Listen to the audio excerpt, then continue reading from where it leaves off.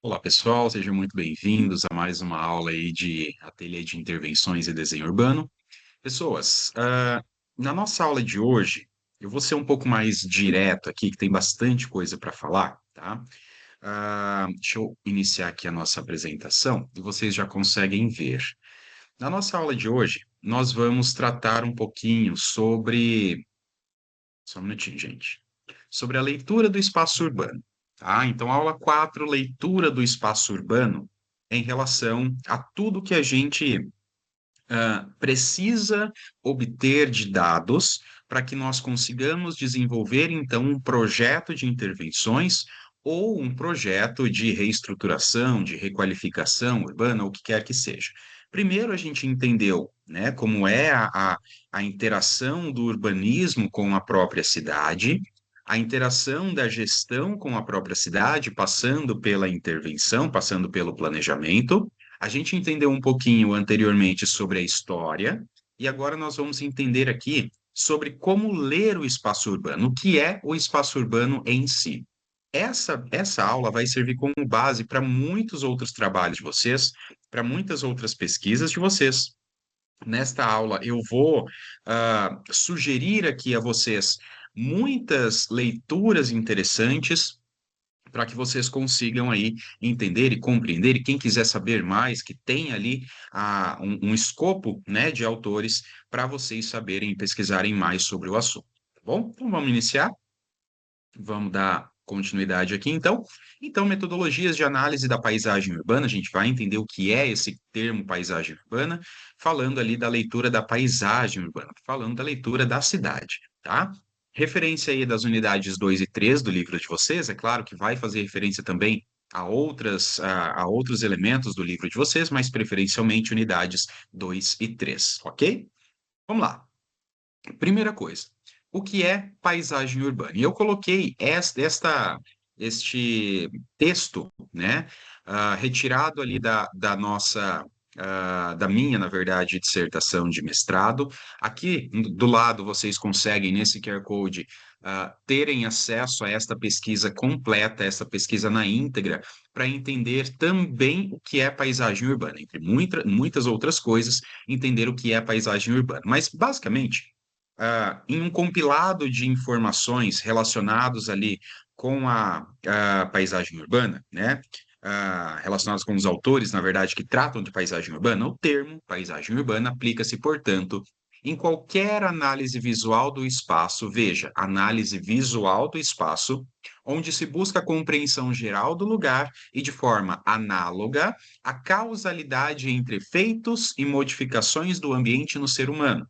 Pessoal, o que eu quero dizer aqui é que a paisagem urbana, o termo, né, paisagem urbana, é aplicado a esta análise do espaço, onde a gente busca uma causa e uma consequência desta modificação, de qualquer modificação que seja, seja uma intervenção, seja uma reestruturação, uma requalificação, uma reurbanização, independente do que quer que seja. A gente analisa, então, as variações desta paisagem, deste ambiente, tanto em relação ao ser humano quanto em relação à própria urbanicidade, tá? A paisagem urbana é mutável, viva, carrega consigo a história, carrega consigo, aliás, a carga histórica e circunstancial e pode, inclusive, ser alterada por isso. Veja, esta paisagem urbana, ela não é simples, ela não é como a gente já viu, a cidade não é neutra, a cidade é mutável, a cidade é viva. Então, a paisagem urbana segue o mesmo processo, segue a mesma situação, tá?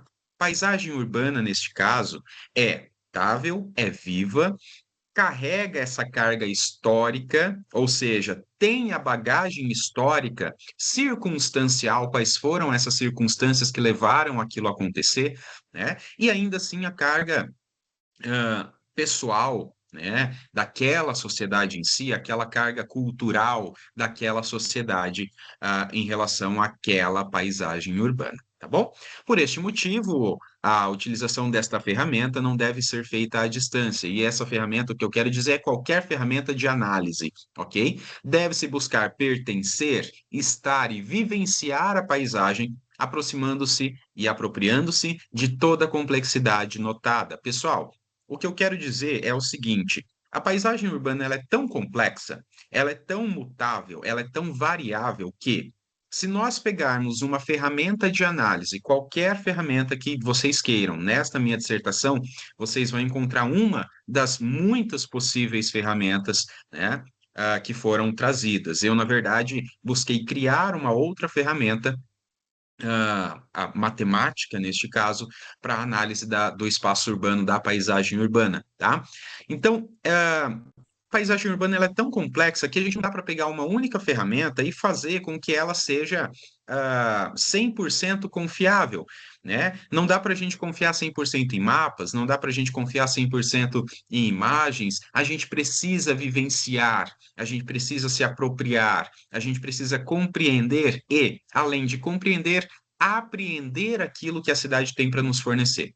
A cidade é viva, a cidade é mutável, a cidade é modificável. A cidade é feita de pessoas, a paisagem urbana não é diferente.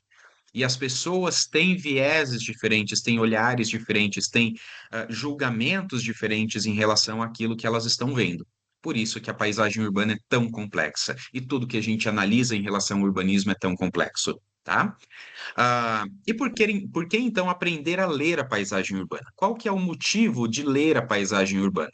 Veja, a leitura da urbe, ou paisagem urbana, ou da cidade, enfim, o que vocês queiram colocar ali, busca descrever, representar e avaliar toda a complexidade intrínseca à cidade, fornecendo resultados que fundamentam as decisões de projeto e ajudam a definir prioridades para futuras intervenções.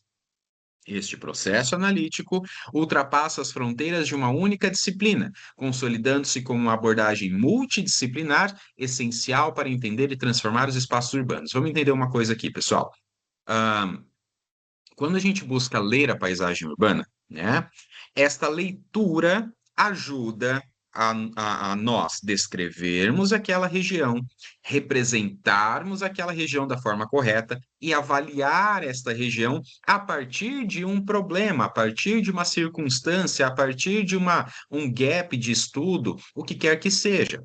E esta ajuda nesta avaliação busca ajudar, então, a auxiliar e fazer parte do processo, fornecendo dados para que nós consigamos tomar decisões futuras. Lembra daquela situaçãozinha que a gente coloca, né? O passado a gente analisa para aprender o que aconteceu e talvez não repetir os mesmos erros. A gente vê como, na parte histórica, né? Como aquele espaço chegou até o que é hoje. No presente, nós analisamos aquilo que está acontecendo hoje, aqueles problemas que estão acontecendo hoje, e para o futuro nós planejamos. Né? Nós buscamos definir, então, prioridades, buscamos definir, então, soluções para este problema, buscamos definir, então, outras interações para que aquele problema seja resolvido essencialmente, tá bom? E aqui do lado eu coloco, isso é uma representação minha, tá? Sobre a apreensão da forma da cidade, da imagem da cidade. Aqui eu utilizo a imagem da cidade como referência a Kevin Lynch, tá? A gente vai ver um pouquinho mais sobre ele. Mas eu utilizo este gráfico para explicar o seguinte: toda alteração que ocorre no ambiente afeta o usuário. Da mesma forma que toda alteração que o usuário percebe afeta o ambiente. Tudo que é relacionado ao ambiente está também relacionado ao usuário. Todo usuário tem uma imagem daquele ambiente que se refere. Isso tudo gera ao usuário, à pessoa, à sociedade daquela região, a apreensão da imagem da cidade. O que é apreensão? Apreensão é apreender, é buscar compreender aquela imagem, aquela região, e não simplesmente compreender, ok, aquilo lá, esta região da cidade é bonita ou não é bonita, ou tem problema ou não tem problema. Não, a apreensão ela vai além. A apreensão ela busca uma análise pessoal, subjetiva daquela região, tá? Então, ok, esta região tem problemas, ou não tem problemas, mas eu curto, eu gosto, eu curto essa ideia da cidade. Eu entendo que essa cidade ela está fornecendo para mim dados o suficiente para que eu possa me sentir bem, sentir bem-estar, para que aquele lugar ele se torne aprazível ou não aprazível, né? Enfim, isto é a apreensão da imagem da cidade. Da mesma forma que isso leva também aos usuários uma boa referência mental da cidade, ou seja, se você busca, se você conversa com uma pessoa que mora na sua cidade, que é de família pioneira, que foi pioneiro, enfim, há muitos anos, ele vai conhecer, essa pessoa vai conhecer a cidade com a palma da mão e vai entender que aconteceram alterações durante o tempo nesta cidade. Aconteceram alterações que mudaram a imagem da cidade. E aí a pessoa pode falar: não gostei, ficou ruim, porque antes era melhor, por isso, e de repente ficou desproporcional. Aqui em Maringá a gente tem um exemplo clássico, né, da Praça da Catedral, que foi modificada algumas vezes, que foram feitas algumas reformas, agora uma reforma recente também que está acontecendo em todo o eixo monumental, está sendo extremamente criticado. Por quê? Não pelo projeto em si, mas por aquela apreensão da imagem da cidade que as pessoas tinham anteriormente. Eu, por exemplo, utilizava a Praça da Catedral para andar de charrete, para ir com os meus pais, jogar bola, coisas do tipo, né? Tinha um gramado aberto, maravilhoso. Para mim, tudo era muito grande. Eu era criança naquela época, então era tudo muito grande, né? E aí aquilo foi se modificando. Eu não reconheço mais aquele local como era antigamente. Mas passou por modificações, as coisas mudam, né? Aquela imagem da Praça da Catedral que eu tinha anteriormente, quando criança, não é a que eu tenho hoje. De certa forma, eu passei por um processo também de ter que reaprender essa imagem, de ter que me reconectar com aquilo que é hoje. Então, as pessoas geralmente passam por isso. E muitas vezes as pessoas não gostam dessa ideia de modificação. Só que a modificação é inerente à cidade, né? Ela está ali, ela vai acontecer inevitavelmente, né? Quais os dados, então, que eu preciso obter dessa leitura? Existem alguns tipos de dados. Dados físicos, por exemplo, informações sobre o ambiente construído, morfologia, uso do solo. Isso vocês tiram daqueles mapas. Então, tudo vocês referenciam dados físicos com mapas, ok? Dados demográficos e socioeconômicos. Então, por exemplo, como que é essa população, como que é o mercado de trabalho, como que é o mercado imobiliário, por exemplo, como que é a densidade demográfica daquela região, se há um problema, se não há problema, aqui também feitos por mapas, tá? Mapinhas ali de cheios e vazios, mapas de gabarito de alturas, mapas de uso do solo, enfim dados políticos e institucionais, como que é a estrutura de poder, as políticas públicas, e aqui é um dado mais legislativo, né? Dados culturais, valores, costumes, identidades. Se aqui em Maringá, por exemplo, eu sempre uso o exemplo de Maringá porque é fácil aqui para mim, vocês levam os exemplos aí para as cidades de vocês, para regiões de vocês, mas é o seguinte: aqui nós temos a cultura do dogão, né? Dogão prensado, por exemplo, do cachorrão. Nós temos uma cultura bastante forte de feiras do produtor, né? Temos uma cultura de, sei lá, de trânsito ruim? Não, também, mas enfim, temos os nossos dados culturais, né? Nossos valores, nossos costumes. Então, quando eu vou fazer uma praça, não adianta eu colocar ali costumes norte-americanos que, mas Nova York fez assim e deu certo. Ok, mas você tem que adaptar aqueles costumes locais. Né? É muito legal quando a gente vê as pessoas no verão nova-iorquino indo no Central Park, fazendo todo aquele piquenique legal, maravilhoso. Vai aqui no sol de 40 graus do verão de Maringá. Não dá certo, né? Não adianta colocar isso, insistir em uma coisa que não parte ali dos valores e costumes culturais, regionais daquele local. A mesma coisa vocês podem colocar para vocês, né? O que aí na tua região tem como valor, como costume, como identidade do local, tá? A análise desses dados deve ser aprofundada para identificar padrões, tendências e desafios. Pessoal, aqui novamente eu coloco, é que esta aula aqui, vocês vão ver que eu vou referenciar bastante a minha pesquisa, porque muito disso que eu tiro da aula de hoje, dessa leitura do espaço urbano, é uma base fundamental, foi uma base fundamental da minha pesquisa. Então, este diagrama é um outro diagrama de etapas do método que eu criei, que também avalia esses dados, principalmente dados físicos e dados relacionados às descrições ambientais daquela cidade. Então, por exemplo, não vou explicar muito sobre este método, mas só para vocês entenderem, né? Eu separo toda a cidade em P's, que são unidades de paisagem, vocês já vão ver sobre isso, tá? Dessas unidades de paisagem, eu tenho as minhas famílias de descritores, né? Então, por exemplo, eu tenho a família de sistemas de trânsito, sistemas viários, eu tenho a família de sistemas de espaços livres, espaços verdes, eu tenho a família de edificações, e dentro dessas famílias eu tenho alguns descritores, que são o que descreve as vias. É simplesmente a largura da rua? É talvez a sinalização vertical e horizontal? É a qualidade desta via, a qualidade da pavimentação? O que descrevem as áreas verdes? São as árvores? São os canteiros floridos? São as larguras dos canteiros, talvez? As alturas das árvores que estão plantadas? Os recuos das edificações que são ajardinados? Tá? Então, cada família tem os seus descritores físicos.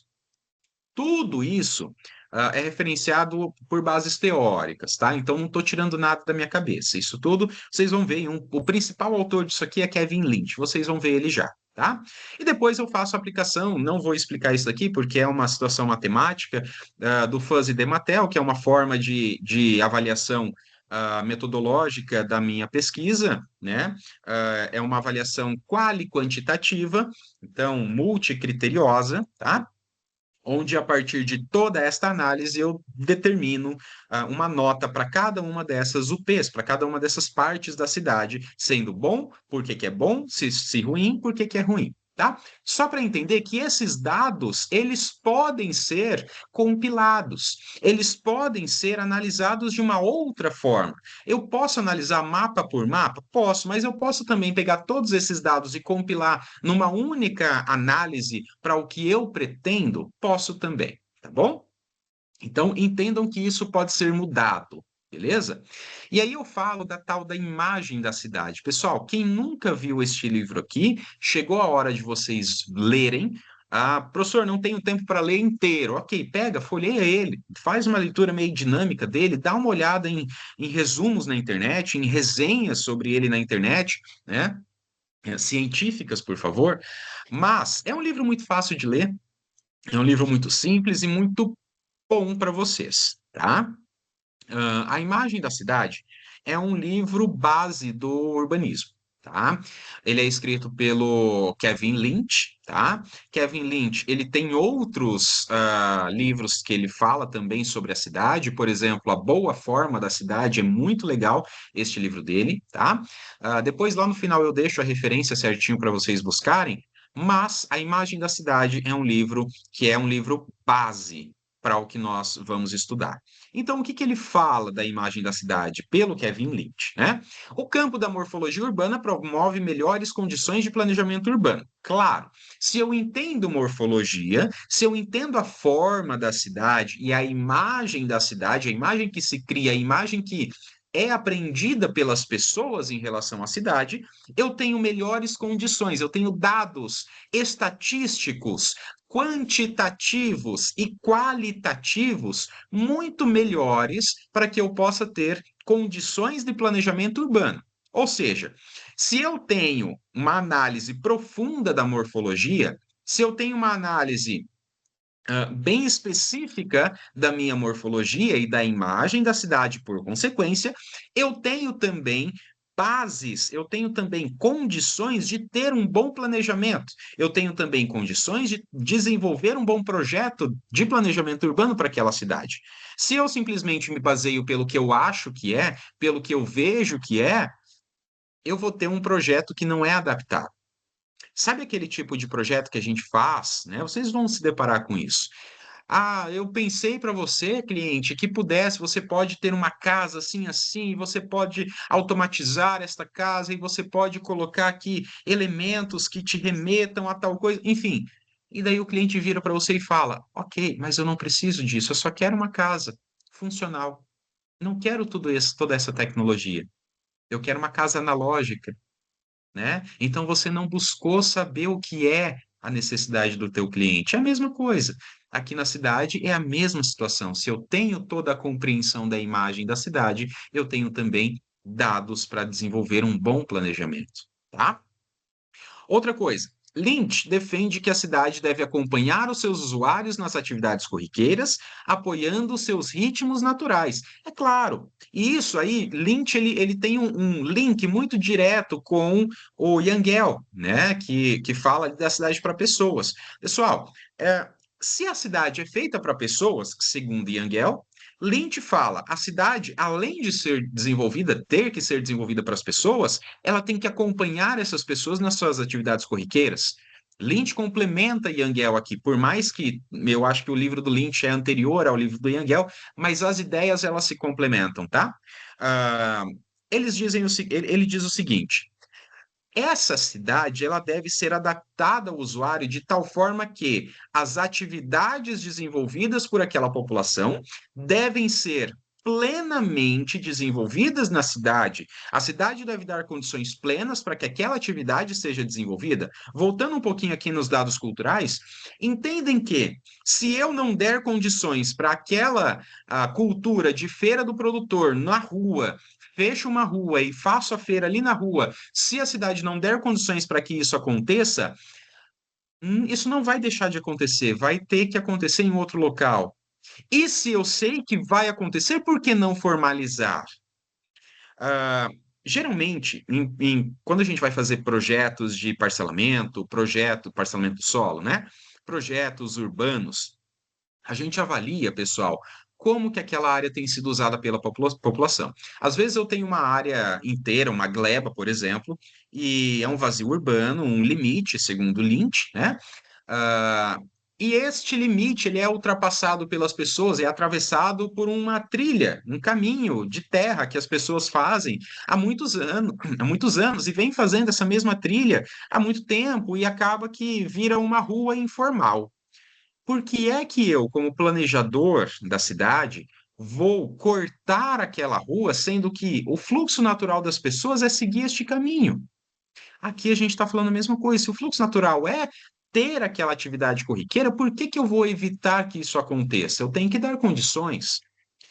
Outra coisa que ele fala, a legibilidade é a facilidade com que as pessoas tendem a reconhecer e lembrar dos espaços urbanos. Kevin Lynch, em Imagem da Cidade, ele fala muito sobre legibilidade. Quanto mais legível é a cidade, mais fácil é a apreensão dessa imagem. Quanto mais legível é a cidade, mais na memória fica esta cidade. Ah, me fala uma coisa: se eu perguntar para você como é a igreja matriz da sua cidade, como é a praça da igreja matriz da sua cidade? Você consegue me descrever? Ou da sua cidade natal? Pensem sobre isso. Aqui em Maringá nós temos uma. Eu de novo falando de Maringá. Mas aqui em Maringá nós temos uma ideia de algumas principais avenidas da cidade, avenidas que são ali pertencentes ao plano original da cidade, de Jorge Macedo Vieira, que foi o planejador da cidade de Maringá, ah, onde nós temos, seguindo as tipologias de avenidas, nós temos uma tipologia de vegetação. Por exemplo, a Avenida Paraná, aqui em Maringá, é sempre feita no canteiro central, sempre plantadas palmeiras imperiais. A Avenida Tiradentes, aqui de Maringá, ela tem a sua, boa parte da Avenida Tiradentes tem ali a sua plantação de flamboyantes. A Avenida Brasil, aqui de Maringá, tem uma plantação imensa de ipês rosa, por exemplo, né? Ipês roxo, se não me engano. Então, nós temos aqui uma identidade muito própria para cada uma dessas avenidas. É fácil identificar. Isso torna a cidade, segundo Kevin Lynch, torna a cidade mais legível. Na sua cidade, pode ter uma avenida que tenha tal característica, que tenha outra característica, alguma característica que você consiga identificar facilmente e ficar na tua memória. Ou as pessoas que não moram, não nasceram na cidade onde moram, por exemplo, né? Você tem uma memória da sua cidade natal, de como era, né? Eu nasci em Maringá, mas boa parte da minha vida eu não morei em Maringá. Eu tenho uma memória muito própria minha da cidade dos meus pais, por exemplo, né? Esses dias eu fui para lá e de repente eu não reconhecia mais. Por quê? Porque eu fiquei um tempo sem ir. A imagem mudou, as coisas mudaram, né? Então, por isso, é necessário que se faça a tal da legibilidade. Quanto mais legível, mais interessante é é a cidade. E a legibilidade, então, é atingida pela fácil identificação dos elementos no espaço. Se a cidade é muito complexa, eu não consigo ter legibilidade. Por exemplo, a primeira vez que eu fui para São Paulo, Grande São Paulo, eu fiquei perdido. Perdido, porque eu fui ali para umas regiões de São Paulo onde as ruas elas não são ortogonais como a gente está acostumado aqui em Maringá a ser, né? As ruas não se encontram. De repente você vai para uma rua e a rua segue todo o fluxo ali das curvas de nível e de repente você sai num cruzamento de 5 vias diferentes. Uma vez eu fui para a Argentina e lá acontece a mesma coisa, na cidade que eu fui acontece a mesma coisa, onde você tem o encontro de um monte de ruas e de repente essas ruas somem e voltam a se encontrar novamente. O traçado, a morfologia urbana é muito diferente da que a gente está acostumado. Concordo que uma cidade organizada em malha, em grid, por exemplo, como Nova York, é mais fácil de se encontrar do que uma cidade toda orgânica, tá? Como é o caso da Grande São Paulo, tá? Isso tudo é explicado por uma coisa que se chama Gestalt. Não vou entrar neste mérito, se vocês quiserem, vocês podem buscar, inclusive, tem um livro que se chama Gestalt do Objeto, de João Gomes Filho.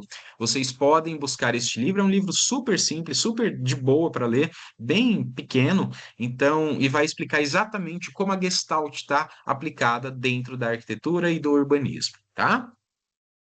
Ah, e o Lynch fala que para organizar esta cidade, para fazer com que essa cidade ela seja bem vista, para que ela seja identificável, nós temos 5 pontos, 5 elementos que a gente chama de elementos de Kevin Lynch.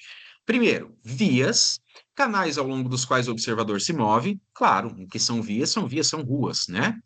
Limites, elementos lineares que não são vias e delimitam a fronteira entre elas, entre essas áreas. Então, eu tenho um limite que são elementos geralmente lineares, não sendo vias, que podem delimitar uma fronteira, por exemplo, entre um bairro e outro, entre uma área ocupada e uma área não ocupada, entre uma área rica e uma área pobre, tá? Então, esses são limites. Bairros são seções de grande extensões, aliás, de grande extensão, diferenciadas por estrutura física ou comportamento dos moradores. O que define um bairro e outro? Pode ser uma estrutura física, pode ser uma via, pode ser um tipo de morfologia, um tipo de ocupação do solo. No bairro A, eu consigo ter prédios de até 5 pavimentos. No bairro B, eu só consigo ter casas térreo mais um. Né? Então, isso é uma diferença morfológica, pode ser a diferença de comportamento. No bairro A, eu tenho um comportamento tal dos moradores. Geralmente, é um bairro que é mais tranquilo. Né? No bairro B, eu tenho um comportamento também diferente. Eu tenho aqui 2 bairros em Maringá que a gente pode avaliar. O bairro onde eu moro, que é um bairro um pouco mais afastado do centro, e o bairro, tem um bairro na Zona 7, por exemplo, de Maringá, que é um bairro muito mais antigo, tá? O que que acontece? O bairro onde eu moro é muito mais tranquilo, é um bairro de idosos, então isso é muito mais de boa, muito mais tranquilo, não tem barulho, não tem muito movimento. Quando eu vou ali para a Zona 7, por exemplo, em Maringá, para mim é um terror, porque eu digo assim, não conseguiria morar naquele local com um monte de gente sempre, né? E tem muito, como fica perto de uma universidade, fica muito assim movimentado e tal. Enfim, diferença de comportamento. Teoricamente, o bairro segue mais ou menos o mesmo padrão de morfologia, né? Só que a diferença de comportamento dita também a forma do bairro. Pontos nodais, que são pontos estratégicos de confluência ou interrupção, ou seja, aqueles pontos. Vamos colocar assim: o Coliseu em Roma é um ponto nodal. Ou até poderia ser um marco, né? A gente meio que confunde um ou outro, eles se entrelaçam muitas vezes. Vamos falar da rotatória. Vamos, ó, prestem atenção. Eu devia ter colocado aqui para vocês, mas deixei aqui um outro QR Code, já falo sobre ele. Ah, a rotatória, onde eu tenho o Arco do Triunfo em Paris, tá? Aquela rotatória é um ponto nodal, é um ponto de confluência, principalmente do sistema viário. Porém, o marco é o próprio Arco do Triunfo. É um edifício, é um monumento, tá? Ah, sei lá, ah, deixa eu pensar aqui. O Central Park, em Nova York, né? Pode ser um ponto nodal, um ponto de confluência? Pode, mas ele também é um ponto de referência. Ah, onde que fica? Fica a 3 ruas do Central Park, né? Então, assim, ponto nodal e marco, muitas vezes eles são entrelaçados os termos, tá?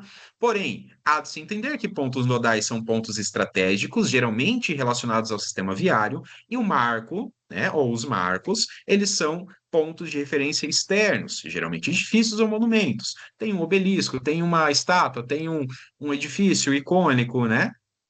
Tá? Neste QR Code aqui, vocês têm uma. Deixa eu ver se eu até coloquei o nome aqui, não coloquei. Mas vocês vão ter aqui a pesquisa sobre uma cidade referenciada com 5 elementos de Kevin Lynch colocados ali. E vocês vão ter aqui, neste mapa, por exemplo, todos esses pontos identificados em relação àquela cidade, tá? Só para vocês entenderem como que isso acontece na prática, como que é a leitura deste espaço urbano na prática, ok? Vamos lá. E aí nós temos alguns tipos de análises. Eu coloquei possíveis porque são análises possíveis de serem feitas e não são aquelas coisas que são definitivas, não são só essas, são possíveis, tá? A análise urbana, então, não segue um padrão específico, mas pode seguir recomendações para análise. Uma das recomendações, baseada no estado da arte, que é o estado da arte na literatura geral em relação a isso, é a divisão em 3 categorias distintas: análise visual, análise espacial e análise qualitativa. Vamos falar sobre cada uma delas. Análise visual é a percepção baseada na bagagem cultural do indivíduo. Uma bagagem sentimental, uma bagagem emocional. A gente avalia, por exemplo, o estresse da pessoa naquela região. Então, vamos supor que nessas 2 imagens que eu tenho aqui do lado, uma é Nova York, Times Square, e a outra é Cidade do Cairo, Egito. Mesma densidade, mesmo caos. O que acontece? Nova York tem uma infraestrutura muito melhor que a Cidade do Cairo, tá? Há de se concordar que o bem-estar em Nova York pode ser muito maior que quando comparado à cidade do Cairo, tá? Nestas regiões. Ah, professor, mas eu me sentiria mal em qualquer um dos lugares pela quantidade de pessoas. Ok, eu também. Acontece que pela interação, pela bagagem cultural, pelo sentimento da pessoa aqui na Times Square, pode ser diferente da. E veja que eu sempre falo pode ser, nunca é definitivo, tá? Pode ser diferente da pessoa que está aqui na cidade do Cairo. Ah, a, o estresse da pessoa no momento aqui na Times Square pode ser diferente do estresse da pessoa na cidade do Cairo, tá? Então, esta análise visual ela é subjetiva. A apreensão é a leitura desta paisagem de acordo com quem a vê. Pode ser que uma pessoa não goste nem da Times Square, nem da cidade do Cairo. Pode ser que uma pessoa goste da Times Square e não goste da cidade do Cairo. Pode ser que seja o contrário. A pessoa gosta da cidade do Cairo e não gosta da Times Square, né? Tudo bem, é uma avaliação subjetiva. A saturação do ambiente urbano, ou a densificação, pode gerar a sensação de caos local, a poluição visual. Este caos é o que a gente vê nessas 2 imagens. As duas são imagens caóticas. As duas. Porém, um caos é desejável, outro caos não é desejável, né? As atitudes extremas que conformam os espaços, tanto para a ordem, tanto para o caos, são danosas à percepção. É muito danoso quando eu tenho um caos assim. Um caos assim. Ou da cidade do Cairo, ou de Times Square. Da mesma forma que é muito danoso quando eu tenho aquela cidade muito limpa. Não limpa de sujeira, mas limpa. de nenhum elemento visual. Vocês já assistiram? Eu esqueci o nome, não sei se eu vou lembrar o nome daquele filme, mas é um filme de suspense onde tem um casal que vai comprar uma casa e todas as casas são iguais e as ruas são iguais e a cidade inteira é igual e eles tentam fugir daquele local e não conseguem e de repente é tudo muito igual, eles acham que estão num local e estão em outro. Se eu lembrar o nome até o final da aula eu falo para vocês, mas é um filme muito legal, tem no Netflix, se não me engano. Então, a ordem de uma forma muito exagerada é danosa também, porque a ordem não se permanece. E quando a gente tem algo muito organizado, qualquer coisinha fora do lugar parece um caos, né? Análise espacial. A análise espacial foca na volumetria e na adaptação à escala construída, à escala humana. Olha só, isso a gente leva para o projeto de interiores também. Se eu tenho um ambiente muito estreito e muito alto, causa desconforto. Tá aí, por exemplo, o, o projeto do Museu Judaico de Berlim, do Daniel Libeskind. Ele faz justamente as pessoas se sentirem desconfortáveis, os visitantes se sentirem desconfortáveis por ambientes muito estreitos e muito altos. Ou seja, você não consegue sair dali. Na sua mente, você não consegue escapar. Inclusive, foi essa a ideia que ele quis colocar, justamente para a gente entender o que sofreram os judeus na época do Holocausto, né? Quem não conhece esse projeto do Daniel Libeskind, procure Museu Judaico de Berlim, tá? Muito bom o projeto. Aqui a gente aplica a mesma lógica. Se eu tenho ah, ruas muito estreitas, prédios muito altos, a minha sensação naquele local é ruim, é estranha, é claustrofóbica. Da mesma forma que se eu tenho uma via muito grande e prédios muito baixos, a lá Brasília, né, a minha sensação também é ruim. Então, a escala humana deve ser respeitada também na escala urbana. O edifício é o elemento mínimo da composição urbana e o principal gerador de volumes de uma via. Vias estreitas com prédios altos reduzem o céu visível e a incidência solar deixa aquela região mais fria, mais suscetível a ventos. A escala humanizada, edificações mais baixas, vias mais largas, cria um ambiente mais agradável e menos intimidador. O mobiliário urbano é o elemento que ajuda a criar escala humana e a mobilidade, tanto o mobiliário urbano quanto a vegetação. São extremas aliadas à forma urbana, ao bem-estar urbano. Olha a primeira imagem e olha a segunda imagem. Elas têm exatamente o mesmo padrão, exatamente quase os mesmos prédios, mas exatamente a mesma dimensão, está exatamente no mesmo lugar, tem exatamente os mesmos carros, as mesmas pessoas. Entretanto, qual é mais agradável? Com toda certeza, a de baixo, tá? Com toda certeza. Por quê? Porque está adaptada à escala humana, ok? Vamos lá. E a análise qualitativa? A análise qualitativa busca avaliar os descritores em relação às características de uso e conservação. A aparência estética dos lugares é um indutor natural das reações humanas. Vocês já foram em bairros ou em ruas ou em locais que estão extremamente degradados? Vocês já perceberam como vocês não gostam de elementos degradados dentro da estrutura urbana? Vocês já perceberam como ah, situações de ruas mais bem conservadas são muito mais interessantes aos olhos de quem vê, né? É isso. É a conservação, é a qualidade do local. O valor estético deve ser analisado pela coerência dos elementos em relação ao todo urbano.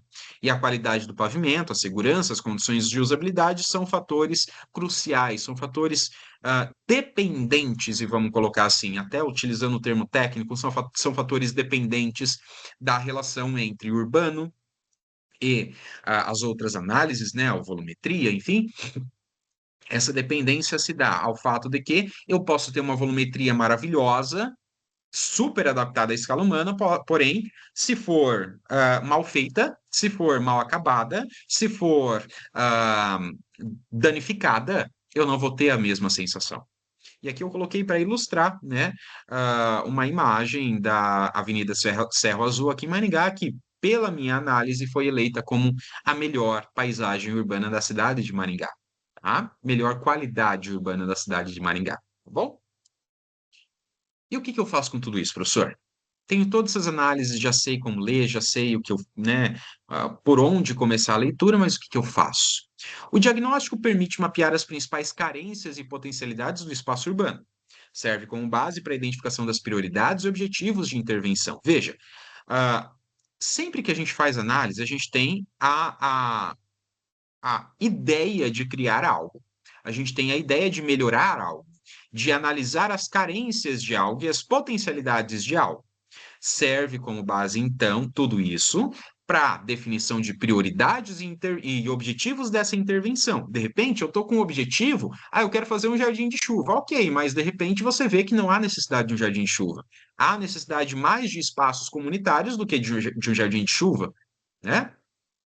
Então, essas análises elas servem justamente para abrir os nossos olhos para a realidade urbana.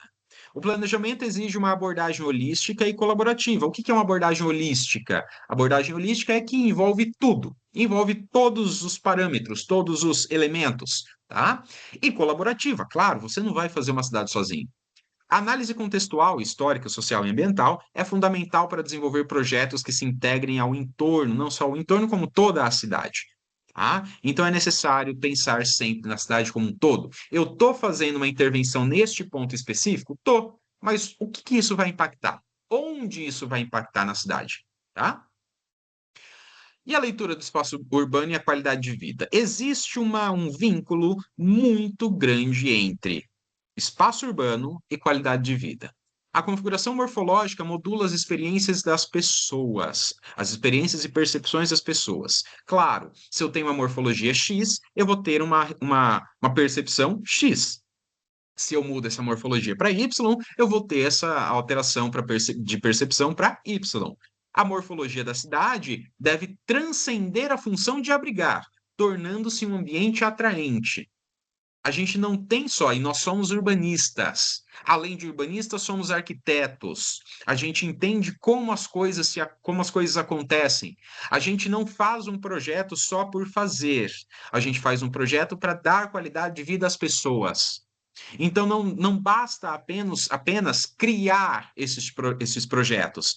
Precisa-se ter um projeto atraente, precisa ser agradável, aprazível. Espaços que favorecem a legibilidade, o bom reconhecimento e a memória afetiva, favorecem a qualidade de vida. E, pessoal, isso não é balela. Isso não sou eu que estou dizendo. Mas isso é só especulação subjetiva. Mimimi. Não, não é especulação subjetiva, tá? E eu vou provar para vocês com 5 autores diferentes que falam sobre a mesma coisa. Olha só, 5 ou 6, não me lembro quantos que eu coloquei, mas vamos lá. Primeiro, Juhani Palasma.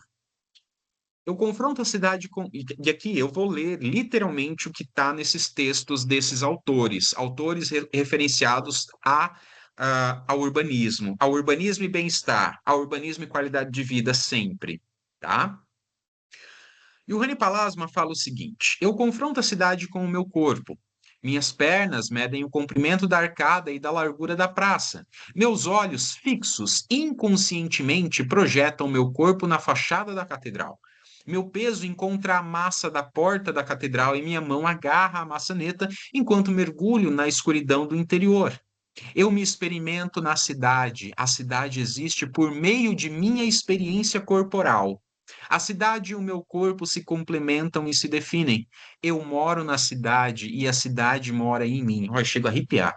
Pessoal, Juhani Palasma, ele tem um livro que se chama Os Olhos da Pele, a cidade e os sentidos. E o Rani Palasma fala o seguinte: é necessário que a gente entenda que nós, seres conscientes, sencientes, nós temos a nossa função dentro da cidade.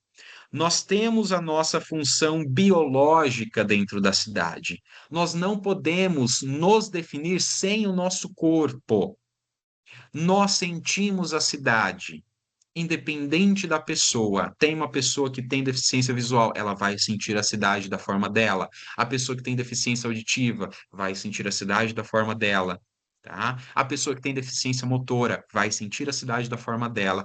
Todos sentimos a cidade de uma forma diferente. E se nós experienciamos a cidade de nossa forma, né, nós temos um vínculo intrínseco com a cidade. Se eu falo sobre isso, eu falo também sobre bem-estar. Eu não quero sentir mal-estar, eu não gosto de sentir frio nem sentir calor. Por que que na cidade vai ser diferente, né? Fica a leitura para vocês. Quem mais? Gaston Bachelard. Esse aqui é um livrinho ordinário, tá? De Gaston Bachelard. O nome deste livro é A Poética do Espaço. Ele é um filósofo francês, e por filósofo contemporâneo francês, ele tem uma leitura bem complicada, tá? Por que que é ordinário esse livro? Porque ele é pequeno, ele é simples, mas ele é extremamente complicado. Quem gostar de filosofia, recomendo. É lindo o que ele descreve, e eu vou passar aqui um trechinho sobre o que ele fala. Por consequência, todos os abrigos, todos os refúgios, todos os aposentos têm valores de onirismo consoante. Não é mais em sua positividade que a casa é verdadeiramente vivida. Não é só na hora presente que se reconhecem os seus benefícios. O verdadeiro bem-estar tem um passado. Todo um passado vem viver pelo sonho numa casa nova. A velha locução, carregamos na casa nossos deuses domésticos, tem mil variantes. E o devaneio se aprofunda a tal ponto que um domínio imemorial, para além da mais antiga memória que se abre para o sonhador do lar, nessa região longínqua a memória e a imaginação não se deixam dissociar. Uma e outra trabalham para seu aprofundamento mútuo. É, Em palavras de um filósofo, né? Tudo bem que existem os devaneios filosóficos, mas ele fala de uma coisa muito própria. O espaço tem memória. O espaço, a casa, o lar, e lar, a casa, a gente pode levar para a cidade, não é só ambiente físico, mas é a cidade. A cidade tem memória, a cidade cria estes deuses domésticos, esses fantasmas do passado, né? Quando não interessantes, né? Ele fala que não se tem como dissociar o bem-estar, a imaginação, a memória da criação do espaço. Por isso a poética do espaço. O espaço é para ser vivido, é para ser sentido, é para ser poético. Mais um, Christian Norberg Schulz. Este aqui eu sou apaixonado por este autor, porque ele descreve uma coisa que é muito, muito, muito legal. Já explico para vocês. Ele fala o seguinte: a arquitetura pertence à poesia e o seu propósito é ajudar o homem a habitar. Parênteses. Habitar vem de hábito, habitare. Não necessariamente habitar é somente habitar aquele espaço, mas de criar hábitos, de ser habitual àquele local. Fecha parênteses. Mas é uma arte difícil. A arquitetura é uma arte difícil. Fazer construções e cidades concretas não é o suficiente. A arquitetura começa a existir, veja, quando faz visível todo um ambiente, para citar uma definição de Suzanne Langer. Isso significa concretizar o genius loci, ou genius loci, um termo latim, termo em latim, né? O genius loci ou genius loci é aquele espírito do lugar, é aquilo que cria aquela ah, identidade para o local. E existe um questionamento: por que que aquela casinha, aquele casebre velho, né? Aquela casinha que não tem sentido arquitetônico nenhum, que é pequena, que é de madeira, que não tem aquela estrutura moderna, maravilhosa, tem mais memória do que aquela casa toda contemporânea, casa farmácia que a gente chama, né? Casa estéril. Por que que aquela casinha, aquele casebre que você ia na casa da sua avó, aquela casinha simples, mas que tinha cheiro de pão quentinho? Aquela casinha simples, mas que tinha cheiro de domingo, de almoço de domingo. Ela tem mais memória. Olha, chega a arrepiar. Isso me encanta demais, gente. Por que que tem mais memória do que simplesmente aquela casa toda feita por arquitetos famosos e de repente que não tem nada de pessoalidade? Isso vai também para o urbanismo. Legal? Isso é o Genius Loci, é esse espírito do lugar, defendido por Christian Norbert Schultz. Ifu Tuan, ele fala o seguinte no livro chamado Topofilia, o amor àquele local, né? Ele fala o seguinte: quais são as nossas visões de meio ambiente físico, natural e humanizado? Ele faz esses questionamentos, na verdade, esses questionamentos ele responde no livro dele. Como o percebemos, estruturamos e avaliamos este ambiente? Quais foram e quais são os nossos ideais ambientais? Como a economia, o estilo de vida e o próprio ambiente físico afetam as atitudes e valores ambientais? Quais são os laços entre meio ambiente e visão de mundo? Ele pergunta isso porque, lembra que eu falei que são indissociáveis o homem do ambiente? Não existe cidade, não existe cidade sociedade, aliás, espacial. Por que que eu tenho uma mudança no ambiente, eu tenho uma mudança de comportamento? Por que eu tenho uma mudança de comportamento e tenho uma mudança no ambiente? Por que que a minha visão de mundo, a minha imagem da cidade é alterada quando eu tenho uma alteração nesse meio ambiente? Isso ele responde tudo isso no livro Topofilia, tá? E só para finalizar, o Witold Rybczynski, esse esse autor, ele tem um livro chamado Casa, uma pequena como que é casa, ideia. Depois eu coloco aqui para vocês, tá? Mas ele fala sobre a casa também. Ele diz o seguinte: apesar de alguns escritores sentirem conforto em uma escrivaninha bem arrumada, a minha está coberta por três camadas de livros semiabertos, enciclopédias, dicionários, revistas, folhas de papel e recortes de jornal. Encontrar algo nesta pilha precária é como brincar de pega-varetas. À medida que o trabalho progride, a pilha vai aumentando e a área livre sobre a qual escrevo diminui mais ainda. Mesmo assim, há conforto em meio a esta confusão. Somente quando um capítulo está pronto e minha mesa está mais uma vez imaculadamente vazia, eu tenho uma sensação de desconforto. Com uma folha em branco, uma mesa arrumada pode intimidar. Veja, vocês já se depararam com aquela bagunça organizada? Né? Vocês já viram o quarto de vocês se tornar aquela bagunça, mas mesmo no caos daquela bagunça, você acha conforto. E de repente, quando você se livra daquela bagunça, parece que ficou tudo vazio. Parece que as coisas já não têm mais sentido. E você volta a fazer aquela mesma bagunça. Né? E quando a gente é criança, a nossa mãe ela fica brava e fica, né, falando: Meu Deus, mas que bagunça!